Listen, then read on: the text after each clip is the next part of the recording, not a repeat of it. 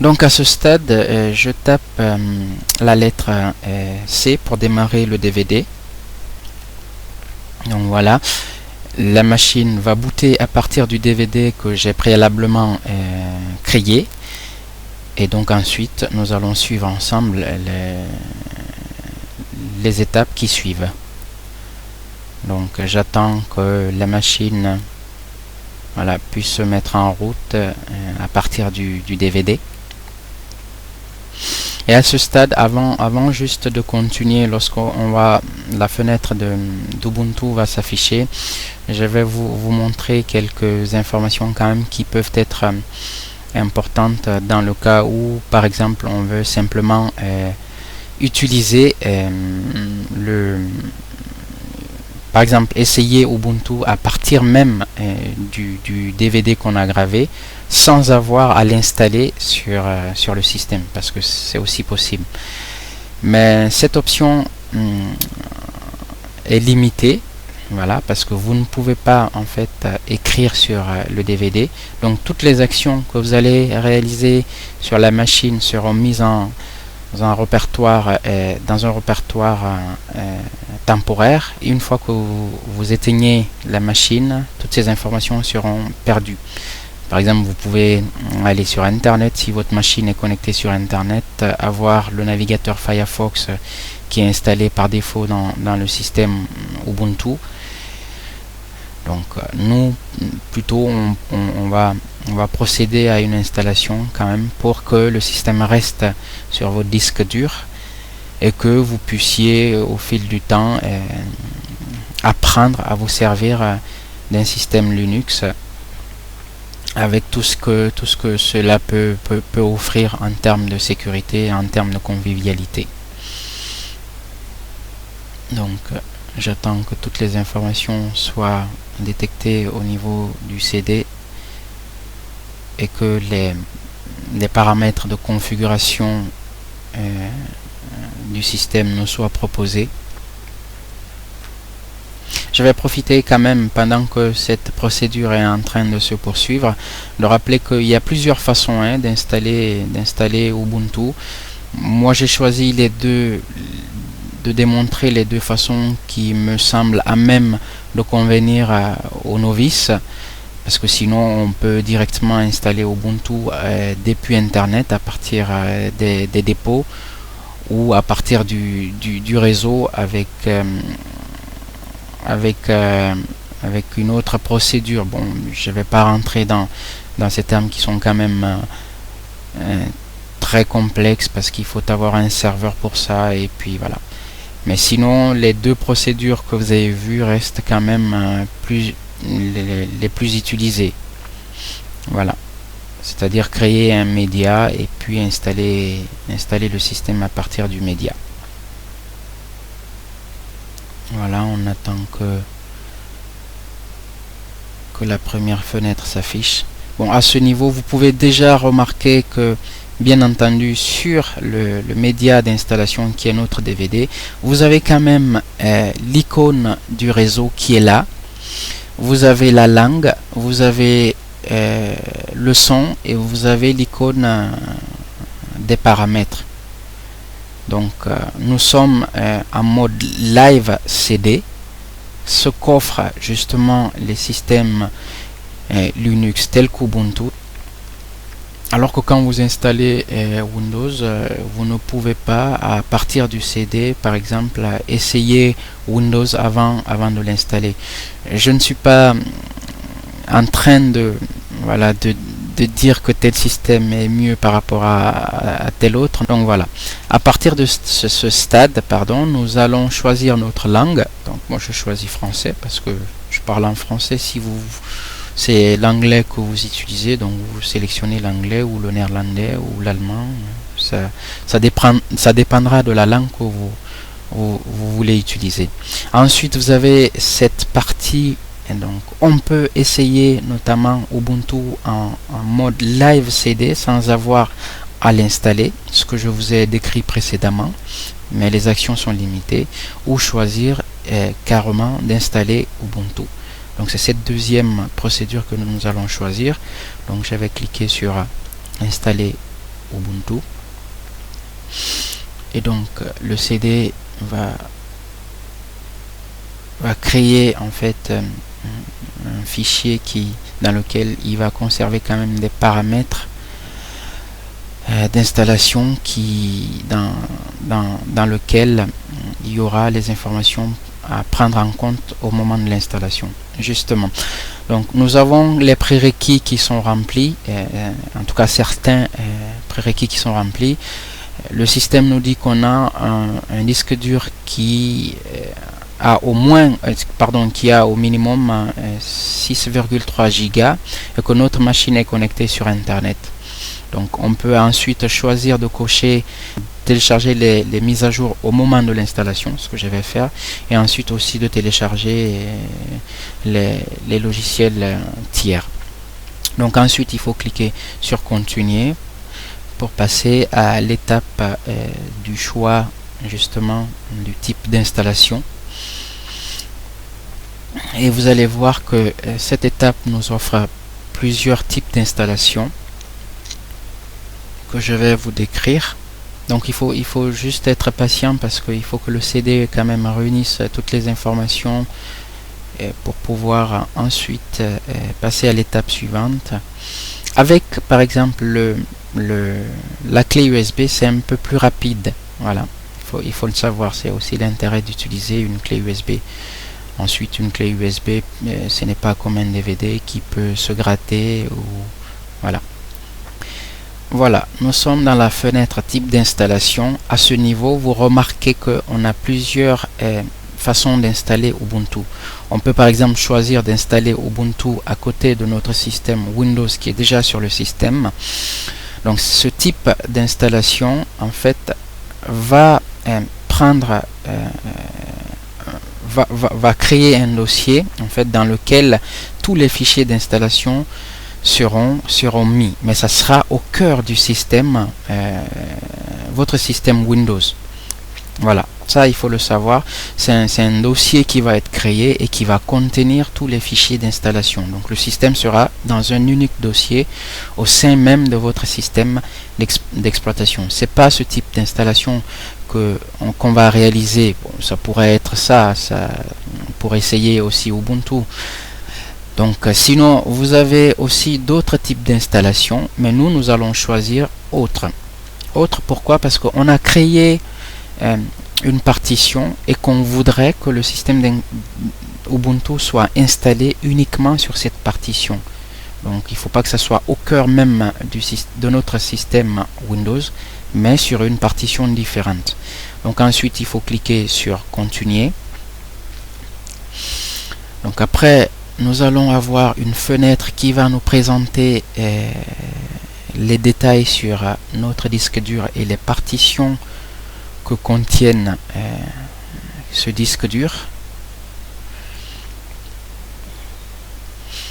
Ensuite, il faudra choisir la partition qu'on a précédemment créée. Si vous vous rappelez, chez moi c'est 10 Go. Donc il va falloir chercher et trouver cette partition de 10 Go. Ensuite la choisir pour installer le système. Donc à ce niveau on voit qu'on a en fait différentes partitions. Le /dev/sda c'est tout notre disque dur, c'est-à-dire sous en tout cas le système Ubuntu, c'est comme ça que le disque dur est décrit. Donc ensuite sur ce disque dur nous avons une première partition qui est dev sda1 et vous avez vu le type de fichier c'est NTFS. Donc c'est notre partition Windows justement sur laquelle se trouvent les fichiers MBR pour booter notre système Windows. Ensuite nous avons la partition C qui est là, qui a 40 Go. Et ensuite nous avons une partition SDA3 NTFS aussi avec donc disons 10 Go. Voilà, parce qu'il faut savoir que cette dernière partition c'est la partition qui est qui est la clé que j'ai sur l'ordinateur, que je n'utilise pas. Donc il faut faire vraiment attention, surtout enlever, si vous utilisez si vous avez créé une clé, ne pas mettre d'autres clés et enlever par exemple le DVD ou le CD qui se trouve dans le lecteur, pour ne pas vous perdre dans le repérage de la partition. Donc normalement chez moi c'est cette partition de 10 Go que j'ai créée. Donc ensuite il me faudra procéder quand même à l'instruction de cette partition en double-cliquant dessus. Dans un premier temps, je vais choisir une partition d'échange dont la taille doit correspondre à la taille de ma mémoire, la mémoire physique qui se trouve sur la machine. Sur cette machine, moi j'ai une taille de mémoire qui est de 3 Go. Donc je vais choisir une partition d'échange de 3 Go. Ensuite le reste de la partition, je choisirai le reste de cette partition pour installer tout le système dessus. Donc si je récapitule pour que vous compreniez bien ce que je suis en train de dire, c'est que pour installer Ubuntu, il faut au minimum 2 partitions. Une partition d'échange, cette partition qui va permettre de recevoir toutes les procédures concernant les fichiers ou concernant les processus qui sont en cours pour qu'ils soient enregistrés en cas de problème sur cette partition. Et puis la partition maintenant qui va recevoir la totalité de notre système d'exploitation. Dans d'autres cas, on pourrait ensuite, si vous voulez, élargir ce type de partition, choisir par exemple d'allouer une partition spécifiquement pour tous les fichiers, pour tous nos fichiers, par exemple home, pour faire, si vous voulez, pour imager cet exemple là, si vous prenez votre système d'exploitation Windows, vous avez par exemple votre dossier personnel dans lequel se trouvent mes documents, mes images, mes photos, ainsi de suite. Donc sur un système Ubuntu, sur un système Linux tel qu'Ubuntu, vous pouvez choisir une partition qui va se trouver à l'extérieur de la partition sur laquelle se trouve le système pour pouvoir enregistrer tous vos fichiers personnels.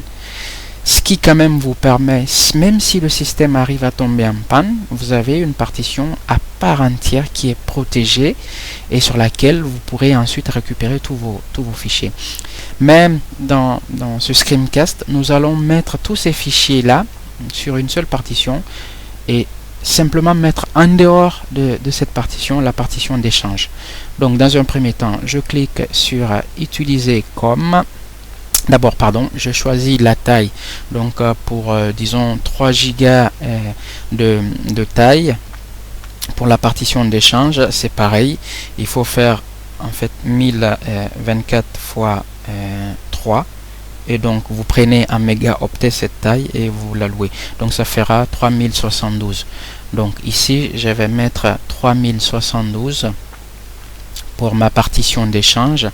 Donc j'efface ça et je mets 3072 pour ma partition d'échange. Donc ensuite je choisis le type de la partition d'échange. Vous voyez à partir d'ici j'ai espace d'échange swap. Donc je choisis ce type de fichier et donc je fais OK. Ensuite le système va partitionner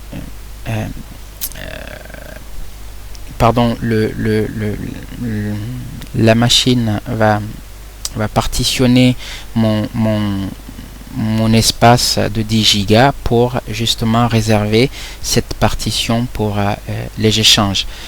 Donc j'ai une notification qui m'informe que normalement écrire les modifications sur les disques est continué, parce que il faut savoir qu'une fois que cela a été fait, on ne pourra pas revenir en arrière. Donc je choisis quand même de continuer pour créer cette partition d'échange.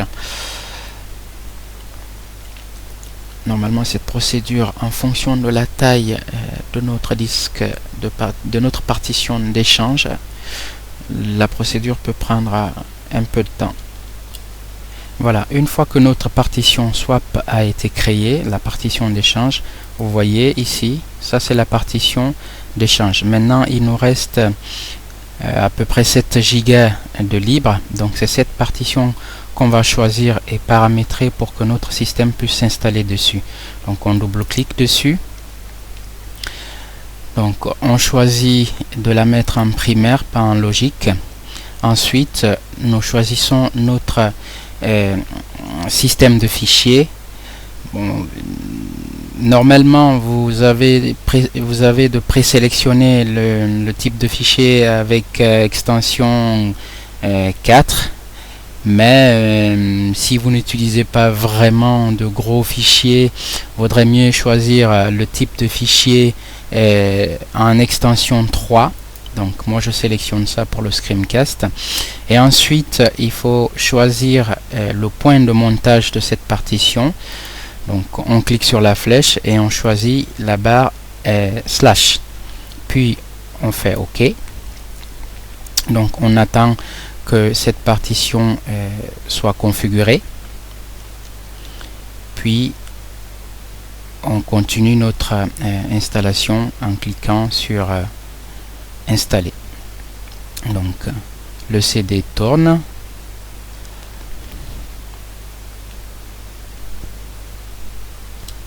voilà, la procédure est terminée. Donc nous avons notre partition swap et notre partition principale en extension 3, et ainsi on peut maintenant cliquer sur installer maintenant le système. On clique sur installer le système et le CD va procéder à l'installation du système sur la partition qu'on a créée. Vous voyez que Paris est sélectionné par défaut parce qu'en fait le CD va regarder où on se trouve sur la planète et va choisir directement le fuseau horaire correspondant à notre emplacement. Sinon, il faudra choisir en fonction de l'endroit où vous vous trouvez, où vous mettez le fuseau horaire qui correspond à votre zone. Ensuite, il faut cliquer sur continuer. Il faut quand même le signaler peut-être en si peu de mots, c'est que les systèmes Linux vraiment ne sont pas compliqués, parce qu'aujourd'hui par rapport aux années précédentes, tout a été fait pour que ces systèmes puissent avoir une interface graphique conviviale, pour que justement la majeure partie des gens puissent s'intéresser à ce système. Donc ensuite nous sélectionnons la langue pour le clavier. Nous avons le français, mais ce que je vous conseille de faire, c'est de détecter quand même votre clavier. Donc je clique sur détecter la disposition du clavier. Donc une petite fenêtre s'ouvre et nous propose de taper les lettres qui sont affichées ici.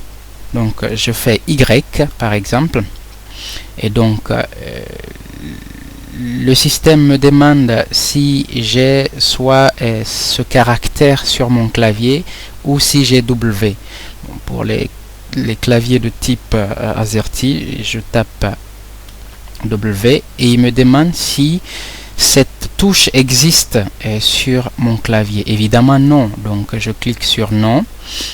Celle-là pareil, je clique sur non. Et donc le système a fini de détecter la disposition de mon clavier. Ensuite je peux cliquer sur continuer. Donc j'attends que ces paramètres soient pris en compte.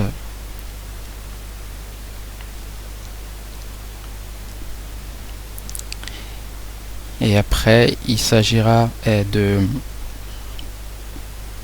rentrer le nom notre nom. Donc ici je vais choisir Artiguiné. Je vous mettrai ce que vous voulez, et directement la machine, le système me propose comme nom d'ordinateur Artiguiné avec VirtualBox. Je peux laisser ce choix comme je peux le changer, mais moi je choisis de laisser ce choix là. Et puis ensuite pour ouvrir le système, donc il faudra taper le nom Artiguiné, ce que je laisse aussi par défaut. Et ensuite je rentre mon mot de passe. Donc vous choisirez vraiment un mot de passe qui soit fort, c'est-à-dire un mot de passe avec des lettres alphabétiques et mélangées avec des chiffres ou des caractères, ce qui peut vraiment vous protéger de tout problème de sécurité. Donc je retape le même mot de passe et vous voyez que mon mot de passe est acceptable. Donc tous les paramètres en bas je laisse par défaut. Je choisis pas de chiffrer mes dossiers parce que cela entraîne quand même une lenteur au niveau de la machine. Donc je laisse le choix par défaut et je clique sur continuer. Donc le paramétrage de l'installation, en tout cas à ce niveau, est terminé. Maintenant la machine va procéder à l'installation de notre système d'exploitation. J'attends que la première page d'installation s'affiche.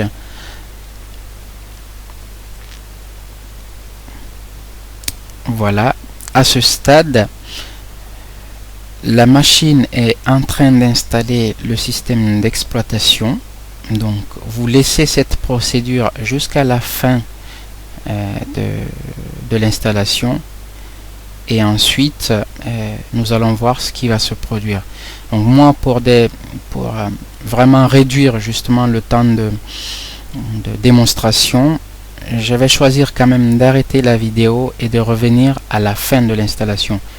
Vous, chez vous, à ce stade, vous n'avez rien à faire, vous attendez jusqu'à ce que l'installation soit complète. Voilà. Voilà, à la fin de l'installation, nous avons cette fenêtre qui nous indique que l'installation est terminée et qu'il faut redémarrer notre machine. Donc nous cliquons sur redémarrer la machine.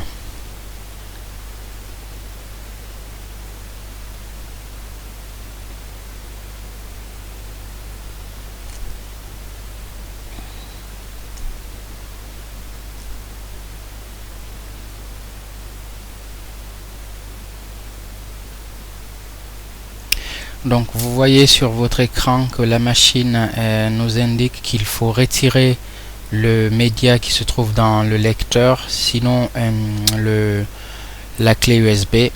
Dans mon cas, il l'a éjecté automatiquement. Si chez vous, vous avez un message qui vous indique de retirer le média, il faut retirer le média et ensuite taper entrée. Donc notre machine redémarre et vous voyez que à ce stade, nous avons maintenant, au lieu que le système ne démarre sur simplement Windows, mais nous avons une partition de démarrage Ubuntu qui prend le relais, donc le grub. Et dans ce tableau, nous avons démarré Ubuntu, donc la nouvelle installation qu'on vient d'effectuer. Mais aussi, il faut remarquer qu'on a le choix pour démarrer sur notre système qui est installé sur la machine avant d'installer notre système Ubuntu. Bon, nous allons vérifier tout ça pour voir que effectivement notre machine peut démarrer sur l'un ou l'autre des systèmes. Dans un premier temps, nous sélectionnons bien sûr avec les touches haut et bas. On peut naviguer entre les options, c'est-à-dire la flèche orientée vers le haut et la flèche orientée vers le bas. Donc nous mettons notre sélection sur Ubuntu et on tape entrée pour que notre système démarre sur le nouveau OS qu'on vient d'installer. Voilà, ça c'est un premier message post de démarrage pour justement voir si tous les composants, en tout cas logiciels, ont été installés avant de démarrer le système. Voilà notre machine qui démarre, qui commence son premier démarrage. Nous avons l'icône de la souris qui apparaît, en tout cas, ce qui veut dire que dans un premier temps, tout s'est bien passé. Mais nous allons attendre le démarrage complet pour vérifier effectivement que la machine a bien été, que le système a bien été installé. Voilà, donc à partir de ce niveau, nous avons l'interface Ubuntu, notre nouveau système, et nous entrons les mots de passe, le mot de passe qu'on a configuré pendant l'installation. Pardon, je retape.